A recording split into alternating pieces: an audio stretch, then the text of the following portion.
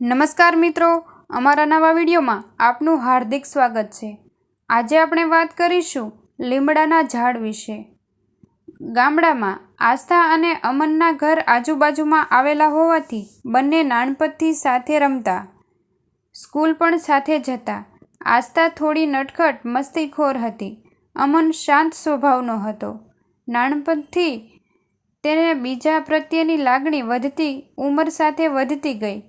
અમન અને આસ્થા યુવાનીના દરવાજે પહોંચતા બંનેએ જીવનભર સાથે રહેવાના એકબીજાને કોલ આપી દીધેલા। બંનેના પરિવારથી પણ આ વાત અજાણી રહી ન હતી। બંનેના પરિવારને પણ કોઈ વાંધો ન હતો। હવે તો બંનેનો અભ્યાસ પણ પૂરો થઈ ગયો હતો। જ્યારે પણ સમય મળે ત્યારે બંને ગામના છેવાડે આવેલ લીમડાના ઝાડ નીચે મળતા અને ભાવિ જીવનના સપના જોતા। આ લીમડાનું ઝાડ બંનેના પવિત્ર પ્રેમનું સાક્ષી હતું। આમ જ એક દિવસ બંને લીમડાના ઝાડ નીચે બેઠા હતા। આસ્થા, હવે આપણે રોજ નહીં મળી શકીએ, એક દિવસ, અમે હળવેથી આસ્થાને કહ્યું। પણ કેમ? આસ્થાએ ગભરાઈને પ્રશ્ન કર્યો। કેમ કે હવે હું શહેરમાં જઈને કાંઈક કામધંધો કે નોકરી કરીને કમાવવા માંગુ છું।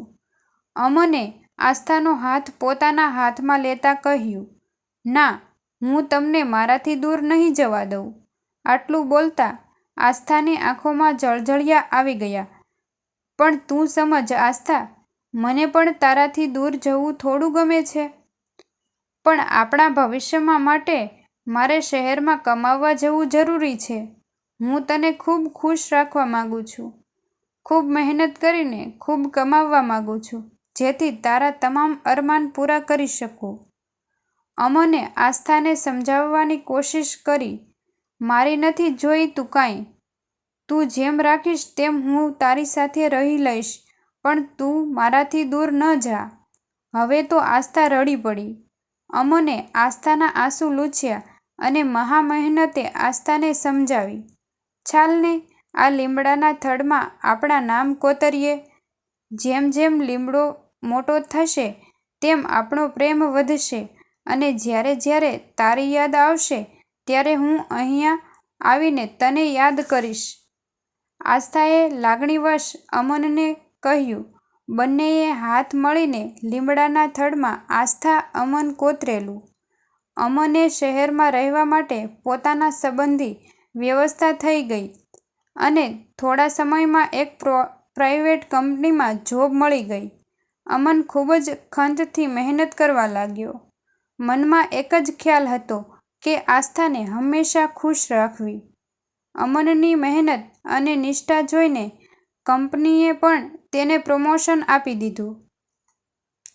જ્યારે પણ સમય મળે ત્યારે આસ્થા સાથે ફોન પર વાત કરી લેતો। આસ્થાને પણ જ્યારે અમન બહુ યાદ આવે ત્યારે લીમડાના ઝાડ પાસે થઈને બેસતી અને અમનના પાછા આવવાની રાહ જોતી। પણ સમયે કંઈ અલગ જ વિચારેલું। અમન શહેરમાં ગયો તે ગયો પછી કદી પાછો ગામ ના આવી શક્યો। કોરોનાની ફેલાયેલી મહામારીથી ઝપટમાં અમન પણ આવી ગયો અને આ દુનિયાને અલવિદા કહી દીધું। આસ્થા અમનના અંતિમ દર્શન પણ ના કરી શકી, કારણ કે અમનના પાર્થિવ દેહને હોસ્પિટલથી ડાયરેક્ટ શહેરના એક સ્મશાનમાં લઈ જઈને અગ્નિ સંસ્કાર કરી દેવામાં આવેલ। આસ્થાને ઉપર તો જાણે આભ જ તૂટી પડ્યું। એક પલમાં તો જાણે તેની દુનિયા જ છીનવાઈ ગઈ। એક સમયની નટખટ આસ્થા નિર્જીવ પથ્થર જેવી બની ગઈ, સાવ મૌન થઈ ગઈ। હવે આસ્થાના જીવનમાં અમનની યાદ અને ઉદાસી સિવાય કંઈ જ બચ્યું ન હતું। તે વારે વારે પેલા લીમડાના ઝાડ પાસે જઈને કલાકો સુધી આસ્થા અમન નામને જોયા કરતી। સમયનું તેને કોઈ ભાન ન રહેતું। આસ્થાના મા બાપ તેને મનાવી ઘેરે લઈ જતા ને અમનને ભૂલી જવા સમજાવતા, પણ આસ્થા કેમ કરીને પણ અમનને ભૂલી શકતી ન હતી। તે તો લીમડાના થડ પાસે બેસીને અમનના વિરહમાં ઝૂરતી રહેતી.